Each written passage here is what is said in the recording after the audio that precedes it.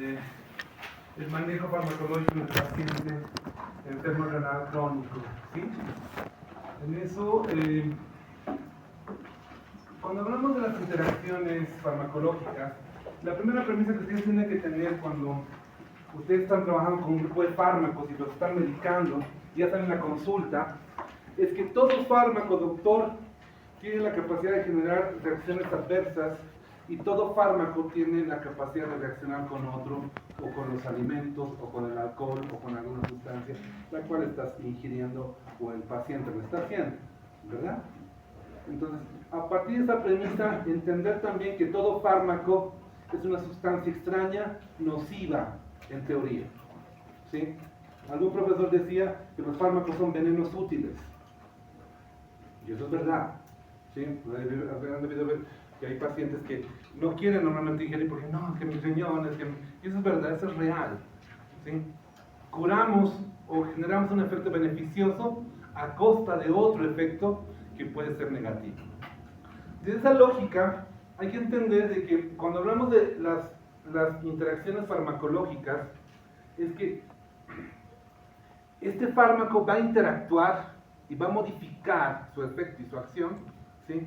Cuando hay determinados factores que pueden afectar aquello, ¿sí? Fundamentalmente cuando nosotros administramos un fármaco con otro fármaco. Es por eso que les decía, no eres mejor médico cuando tú agarras y le das una receta de 10 fármacos a tu paciente. Y el otro que le da 3 fármacos es peor médico que tú. Eso es mentira. Hay que sacarse de la cabeza de que mientras más medicamentos das eres mejor. No, doctor. La idea es que tú seas tan inteligente que puedas tratar las enfermedades por etapas y puedas ir priorizando y ver cómo vas a ir abordando a tu paciente. Si le das 10 fármacos para que el paciente tome los 10 fármacos, estos van a interactuar entre sí, ¿sí? A eso llamamos interacciones farmacológicas. Puede pasar que estoy tomando un antihipertensivo, pero estoy tomando un anticonceptivo oral. En el caso de las mujercitas, el anticonceptivo oral va a agarrar y va a hacer que este fármaco antihipertensivo disminuya su acción, porque es un inductor enzimático, ¿sí? Entonces, a eso llamamos interacción, ¿sí? En eso, la influencia que un fármaco ejerce sobre otro cuando se administran juntos, produciendo un cambio cualitativo y cuantitativo en sus efectos, es lo que ustedes no pueden olvidar cuando vemos este tipo de tratamientos. En la actualidad, doctores, con la aparición de las enfermedades crónicas no transmisibles, diabetes, hipertensión, obesidad, síndrome metabólico, ¿sí? Nuestros pacientes normalmente se van con 8 fármacos en la receta, ¿sí? Entonces, ahí es donde ustedes tienen que tener claro de que tienen que entender qué fármacos van a poder en su momento hasta no dar para que este no afecte la acción del otro fármaco. Y también existen interacciones entre alimentos y o plantas medicinales y también el alcohol, ¿sí? La edad, el sexo, las características antropométricas, es decir, cuán grande es o cuán pequeño, ¿ya? Aspectos fisiopatológicos de los pacientes y los polimorfismos genéticos pueden influir en la aparición y consecuencias de estas interacciones. Tal cual, ¿ya? El metabolismo, tal cual la absorción de los fármacos, la edad, el sexo, el tamaño de la persona, aspectos fisiopatológicos de los pacientes y estos polimorfismos son claves para poder entender cuando interactúa un fármaco con otro.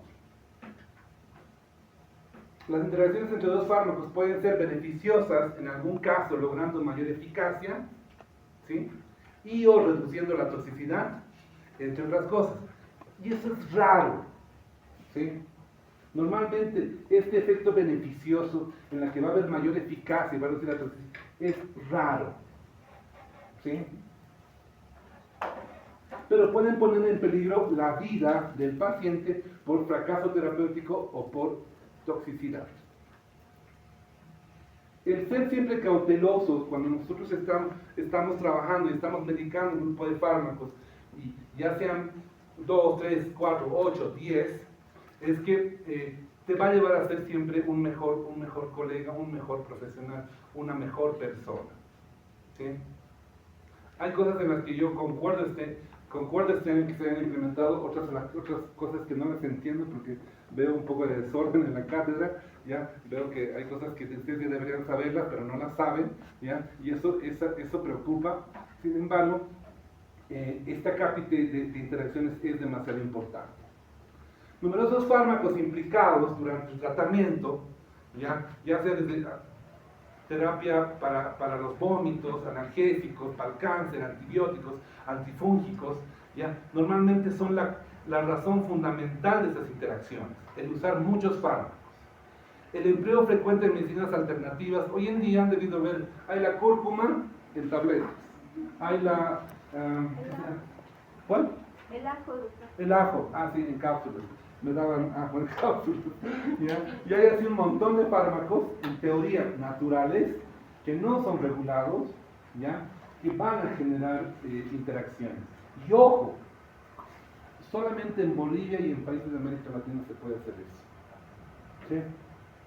Si tú vas a la Unión Europea, no te dejan meter media aspirina sin que su sistema de salud salte y regule, porque no te dejan vender, ni siquiera medicar, ni las farmacias pueden hacerlo.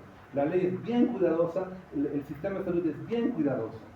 ¿Por qué? Les comento que por esos medicamentos caseros hay pacientes que tienen hepatopatías, ya sea en toda Asia, en toda la Unión Europea, y se han provocado enfermedades renales y daño hepático a muchos pacientes.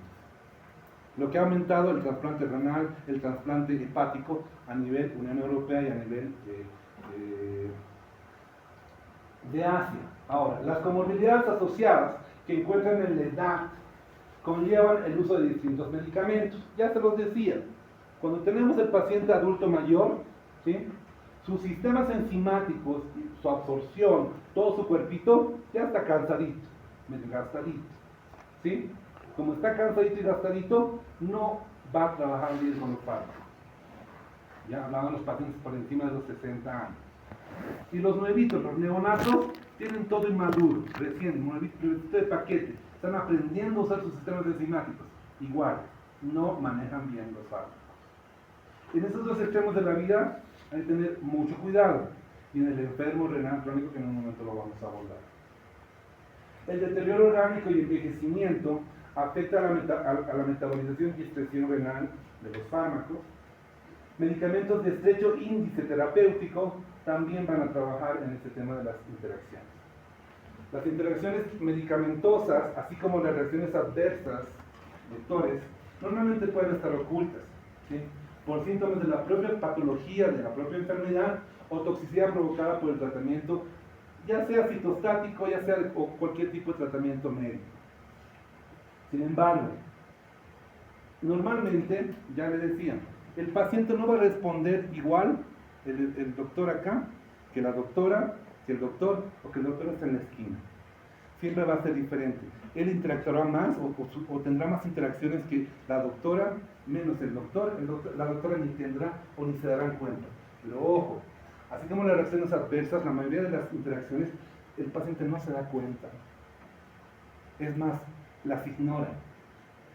¿Sí? No, debe ser de mi enfermedad. No, sí. Las ignora y pasan. Solo en Bolivia. ¿Sí? En Bolivia nosotros no controlamos las reacciones adversas.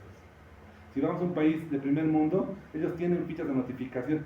Apenas se presenta la reacción adversa, el sistema de salud ya lo sabe, el médico ya lo ha notificado, ya le atendió al paciente. Nosotros, no, déjalo que pase, ya va a pasar. Ignoramos la reacción adversa o ignoramos la interacción. ¿Sí? Las interacciones medicamentosas son el origen del 14-25% de las reacciones adversas graves. Las reacciones adversas graves, doctores, normalmente terminan con hospitalización y hasta con fallecimiento del paciente. ¿Ya? Y la causa de hospitalización del 1.6% del total en el global de internaciones. Algunos estudios ya han situado entre el 27 a 63% la frecuencia de las interacciones medicamentosas potenciales en pacientes adultos con cáncer. Y veamos, ¿cómo se clasifican las interacciones? con base en su mecanismo farmacodinámico y farmacocinético. Veamos un poco. Ya queda. Cuando hablamos de las interacciones farmacodinámicas, espero que lo hayan avanzado, espero que lo hayan leído, ¿ya? Normalmente la influencia de un fármaco sobre otro en los receptores, ¿sí?, u órganos en los que actúa, va a ser la base de esta interacción. Es decir, tengo el fármaco A, y aquí está el doctor que está de plomito, la doctora que está de blanquito. Lamentablemente los dos actúan sobre los mismos receptores. Comienzan a pelearse los mismos receptores, ¿ya? Y ahí generan interacciones. Ese momento comienzan a competir por los receptores, ¿sí? Por otro lado, son predecibles, es decir, que normalmente podemos prevenirlas. Está relacionado con sus efectos terapéuticos y adversos. No olvides que la farmacodinámica está asociada a lo que es el mecanismo de acción del fármaco, ¿ya? Los fenómenos de sinergia, potenciación, agonismo parcial, antagonismo, hipersensibilización o desensibilización de los receptores normalmente son las denominadas interacciones farmacodinámicas. Veamos las interacciones farmacocinéticas. No olvides que la farmacocinética es aquella parte de la farmacología que se encarga de estudiar desde que el fármaco entra hasta que el fármaco sale, ¿verdad? Si bien la farmacodinámica era el mecanismo de acción, la farmacocinética es todo lo que el fármaco atraviesa, ¿ya? Por ahí un estudiante decía algo bien interesante, todo lo que el cuerpo le hace al fármaco, desde que ingresa hasta que sale, ¿verdad? Entonces, la influencia de un fármaco sobre los procesos farmacocinéticos de otros fármacos en la absorción, en la distribución, en el metabolismo y en la excreción se presenta al momento de las interacciones. Es decir, un fármaco puede influir en la absorción de otro fármaco, en la distribución, en el metabolismo y en la excreción. Es útil la denominada monitorización terapéutica para evaluar lo que llamamos concentraciones plasmáticas límites, donde el fármaco es eficaz y seguro. Es por eso, doctor, ya dice donde tienes que comenzar a ver, que hay las denominadas dosis terapéuticas y dosis seguras, ¿ya? En las que se evitan con eso reacciones adversas y también se llegan a evitar interacciones farmacológicas. O sea que se bien cuidadosos, no hay que agarrar, y eso cuando hablamos de dosis pediátrica, ya le voy a dar, ya que tome 2 tabletas cada 8 horas. No hay eso, doctor. En la medicina ya está todo descrito. ¿Cuánto le tienes que dar? ¿Cómo le tienes que dar? Y más aún si es guaguita, ¿no ven? Aquí, bien medido, bien calculado, porque si no te va a hacer reacciones adversas. Y te va a hacer también interacciones. Veamos un poco en la absorción. Cuando hay interacciones en la absorción, estas normalmente van a afectar la biodisponibilidad, ¿sí? La biodisponibilidad es la cantidad del fármaco que llega al torrente circulatorio, no lo olvides. En eso se forma una curva, ¿ya? Una curva que llamamos de dosis-respuesta, que es esa curva que se genera en función a la biodisponibilidad, ¿ya? En magnitud y velocidad de un determinado medicamento.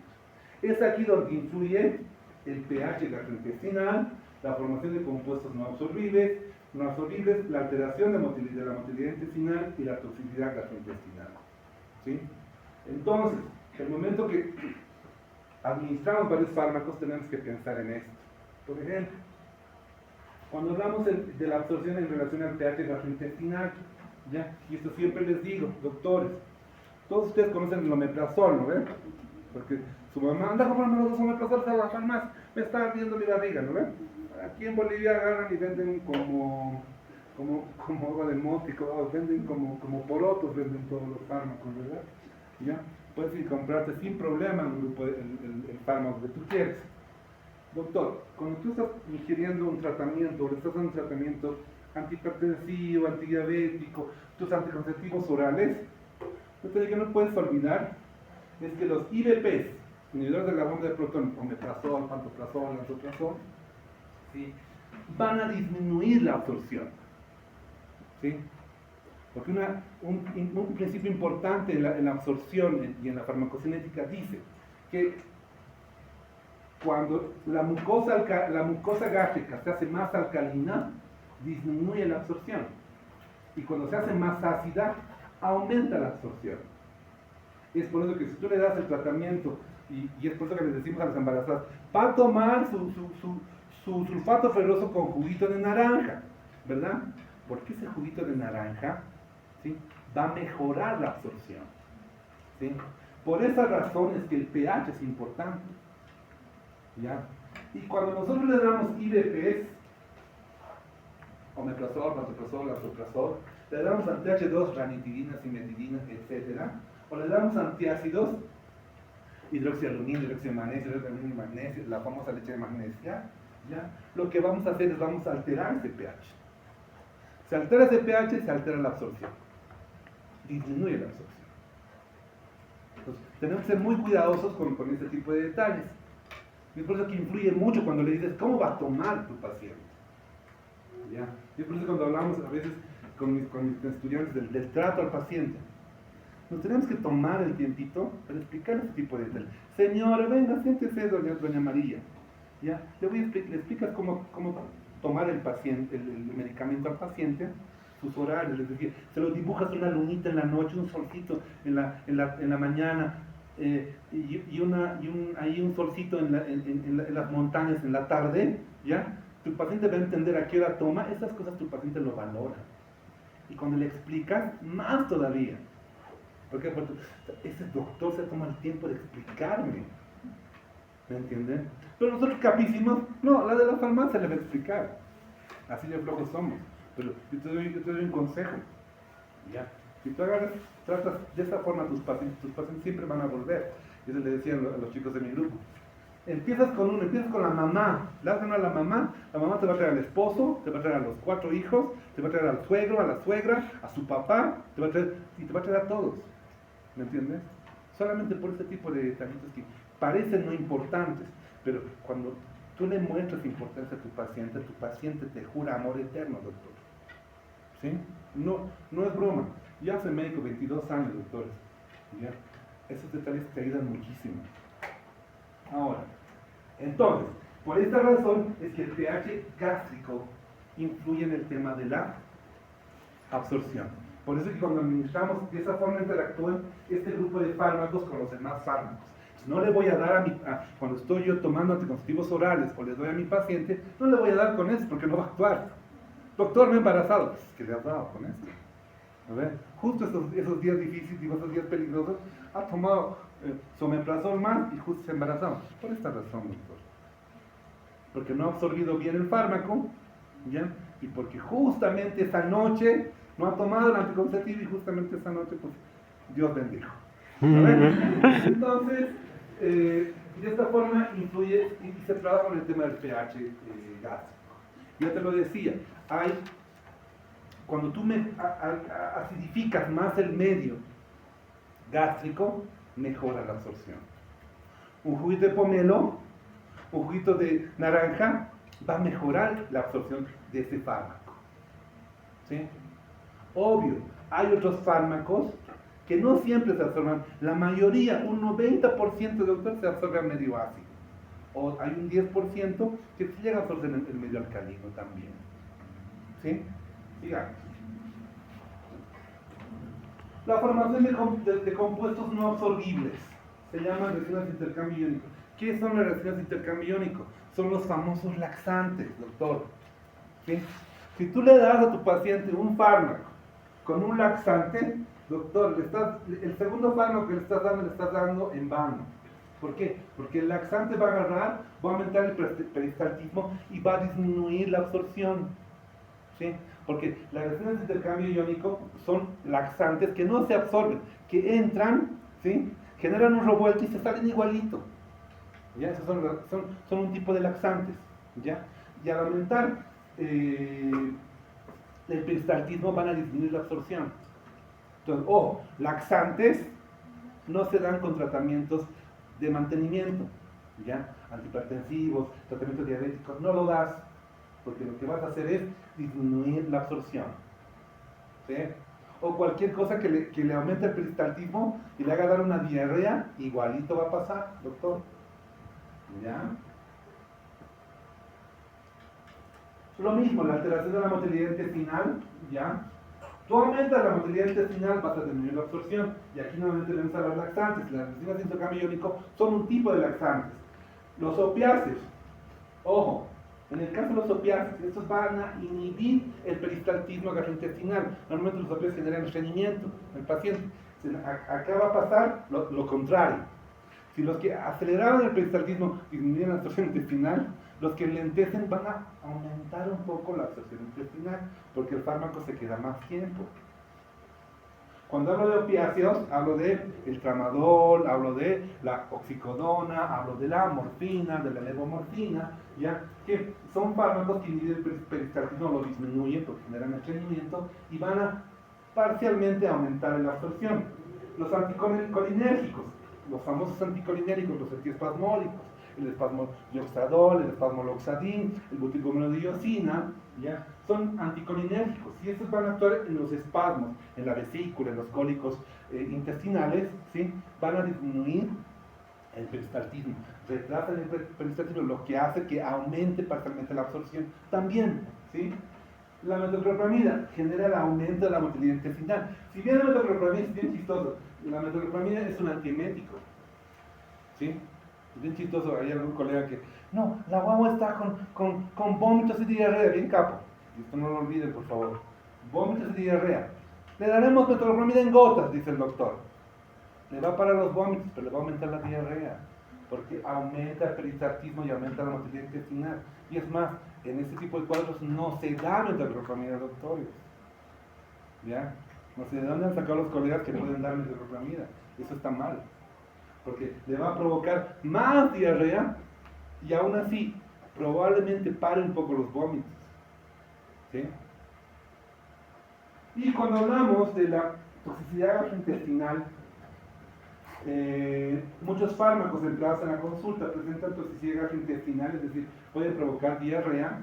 Dentro de estos fármacos, por ejemplo, tenemos a los macrólidos. Los macrólidos como la citromicina, la claritromicina, la eritromicina, aumentan la motilidad intestinal y generan diarreas funcionales.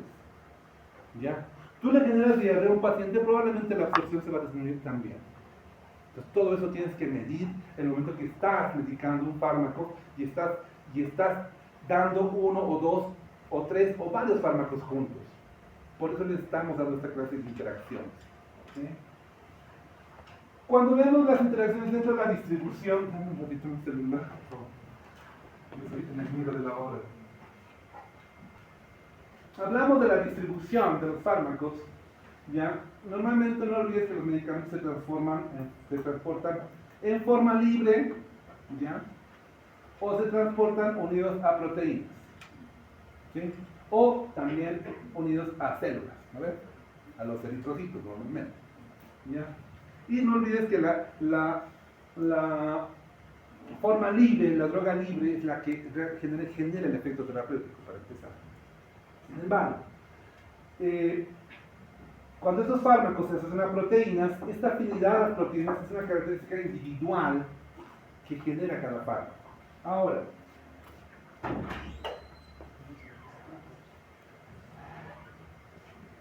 entonces, dos fármacos con alta unión a proteínas puede causar toxicidad por el desplazamiento al fármaco con menor afinidad y por consiguiente mayor exposición. Si bien el efecto terapéutico es provocado por la droga libre, la droga de depósito que se ha depositado a nivel proteínas, ya sea globulinas o albumina, ¿sí? ¿Ya? Hay dos fármacos que pueden llegar a competir por esos espacios. Y eso va a generar también interacciones. Y ustedes tienen que tener siempre presente el tema de la unión a proteínas. Importante cuando los fármacos tienen un estrecho índice terapéutico. ¿Sí?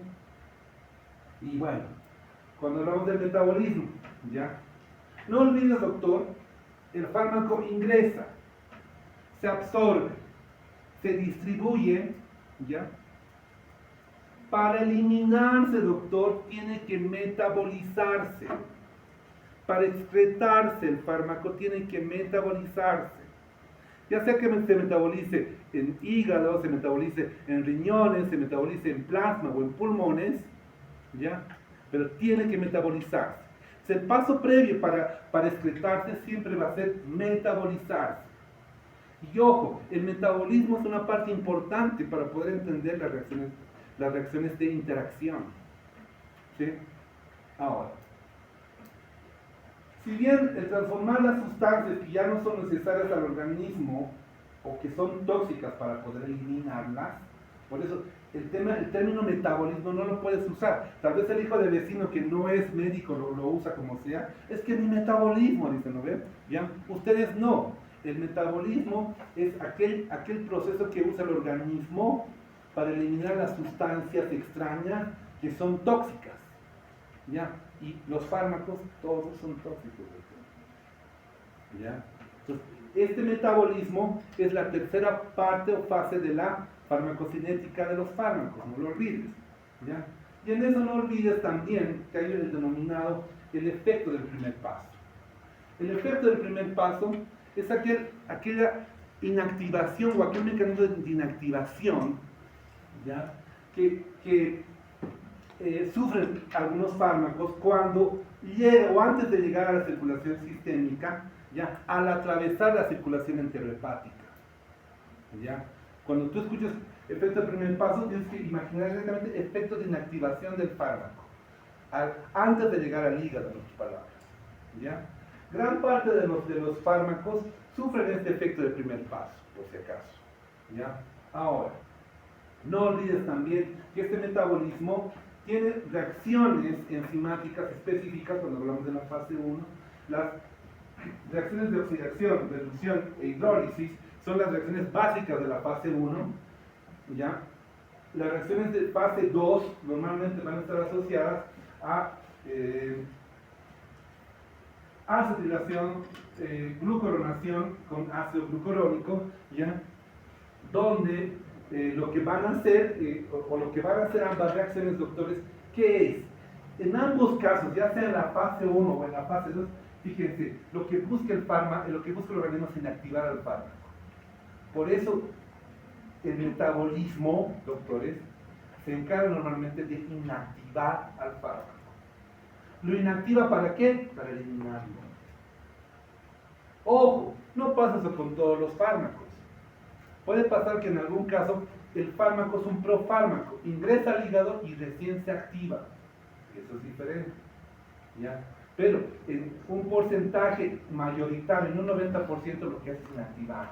En un 10% puede activar en profármacos, sí, puede pasar. O se inactiva en la primera fase, o se inactiva en la segunda fase. ¿Sí? Pero en una de las dos fases se va inactivar. ¿Qué hace el hígado? Hace que la molécula se haga más polar, más hidrosoluble, más grande. Y de esa forma nosotros podamos eliminar. ¿Sí? Ahora, normalmente lo que nos importa del metabolismo, porque esta clase ustedes ya la han pasado, yo solamente les estoy haciendo recuerdo, eso ya lo saben, en teoría, ¿ya? Lo que a mí me interesa del metabolismo es que ustedes recuerden dos procesos del metabolismo: la inhibición y la inducción metabólica o inducción enzimática. La inhibición enzimática y la inducción enzimática. ¿Ya? Donde todas estas enzimas que hemos visto, las de fase 1, las de fase 2, incluyendo el citocromo P450, ¿ya? Este citocromo P450 es un super sistema enzimático de un montón de isoenzimas que lo que hacen fundamentalmente es metabolizar por un sistema de oxidasas a estos fármacos. Al metabolizar, ¿qué hacer? ¿Qué hemos dicho? Inactivarlo. ¿Para qué? Para eliminar. Este sistema de oxidasas es un sistema altamente sofisticado. Estoy seguro que ya lo he revisado, ya lo he leído. No me compete enseñarles eso, me compete enseñarles interacción. Y lo que me interesa a mí enseñarles es que no olviden que hay dos procesos básicos, que son la inducción y la inhibición enzimática, que es lo que me interesa que ahora ustedes entiendan para poder entender interacciones farmacológicas. En eso, ¿qué pasa cuando hablamos de la inhibición y la inducción enzimática o inhibición y inducción metabólica? ¿Ya? En el caso de las interacciones. Les explico. La inhibición enzimática, ¿ya? ¿O en qué consiste la inhibición enzimática? La presencia de los inhibidores enzimáticos puede hacer perder la capacidad metabólica de la presencia de una isenzima. Les explico en qué consiste eso. Cuando un fármaco es inductor enzimático, ¿ya? Aquí el doctor de plomito es un inductor enzimático y la doctora es a quien va a inducir, ¿ya? Pasa que al ser un inhibidor enzimático, no olviden, inhibición de los sistemas enzimáticos, ¿ya? Cuando inhibimos estos sistemas enzimáticos, doctores, ¿ya? Lo que se hace es que se aumenta la concentración del fármaco. ¿Por qué? Ya les decía, tienen un marcador, por favor. Bueno, no voy a poder escribir. ¿Por qué? ¿Qué habíamos dicho que era el metabolismo? Aquella reacción que inactiva el fármaco para eliminarlo a través de un montón de enzimas, ¿verdad? Ahora, ¿qué hacemos cuando hay inhibición enzimática? Estas enzimas disminuyen. No metabolizamos el fármaco. ¿Vamos a poder eliminarlo? No, se va a quedar en nuestro cuerpo. Va a comenzar a girar. Eso es lo que ustedes no pueden olvidar de la inhibición enzimática. ¿Sí? Hay menos sistemas enzimáticos, el fármaco aumenta en concentración y genera reacciones adversas y genera ya toxicidad. Entonces, a eso llamamos inhibición enzimática. ¿Ya? Se obtienen concentraciones mayores del fármaco en el organismo cuando hay inhibición enzimática. Ahora, hay fármacos que son inhibidores enzimáticos. Si el doctor es un inhibidor enzimático, inhibe las enzimas para que metabolicen. La doctora, que es el fármaco que tiene que ser metabolizado, ya no se va a ir en la excreción, se va a quedar, va a seguir girando en el fármaco y va a provocar reacciones adversas y va a provocar mayores interacciones. ¿Sí? Entonces, al ser el inductor, genera mayor respuesta y mayor toxicidad de la doctora. No lo olviden, es el principio básico de la inhibición enzimática. Entonces, la inhibición tiene un efecto inmediato. No olvides que al retirar el inhibidor se restaura la actividad. El doctor se va a metabolizar y se va a eliminar rápidamente. ¿Entienden? A eso llamamos inhibición enzimática. Normalmente la inhibición enzimática puede ser reversible y puede ser irreversible. ¿Ya? Cuando hablamos de la reversible puede ser competitiva y puede ser no competitiva. Fundamentalmente en relación al sustrato, ¿ya? El inductor y el inducido, ¿ya? O el inhibidor y el inhibido van a competir en relación al sustrato, ¿ya? Y en el caso de inducción enzimática es lo contrario, ¿sí? Como hay inducción enzimática, estas enzimas se ponen más potentes y más fuertes. El fármaco ingresa, va a ser rápidamente eliminado y su acción va a disminuir, y va a disminuir la concentración. Es el principio fundamental de la inhibición y inducción enzimática. Se obtienen concentraciones menores del sustrato con una posible pérdida de la efectividad. En el otro no. Había mayores concentraciones y había reacciones tóxicas porque el fármaco sigue actuando y hay reacciones tóxicas. ¿Estamos bien? ¿Han entendido lo que es la inhibición y inducción enzimática? Ahora, doctores, hay fármacos inductores y hay fármacos inhibidores enzimáticos. Eso ustedes tienen que cuidar. No lo vas a saber, ¿saben qué? David Sachs, uno de los pruebas de la medicina en evidencias, decía de que el pretender saber muchas cosas es hasta irresponsable. A veces es bueno consultar. Y no vas a saber la lista de los inductores, la lista de los inhibidores. Eso es mentira. O sea, quien lo sabe es mentira, no lo sabe. ¿Ya? Tú puedes agarrar y consultar, ver si realmente es un inductor o un inhibidor enzimático. Y si este va a afectar al fármaco con el cual estás combinando. ¿Me entiendes? Por eso es bien curioso. Yo agarro y veo a los colegas, un fármaco, todos, ves ahí su receta de 20 espacios, 15 pastelleros. ¿Qué? Uno se asusta porque no deberías trabajar de esta forma. Y fundamentalmente esta clase está dirigida, ¿saben qué, doctores? A que ustedes entiendan de que no necesitas tratar todo de uno. Puedes empezar con lo más importante. Señora, vamos a tratar esta parte primero. En una semana le voy a iniciar la otra parte. Porque si no le vas a hacer daño. Tremendo hígado, con 10 fármacos, 15 fármacos, no es broma. Y mire, ya con 22 años en la consulta uno ve ¿quién te ha dado todo eso? No te asusta, pero al final no voy a criticar al colega, me toca tratar de ayudarles desde lo que yo sí, desde lo que yo pueda, ¿verdad?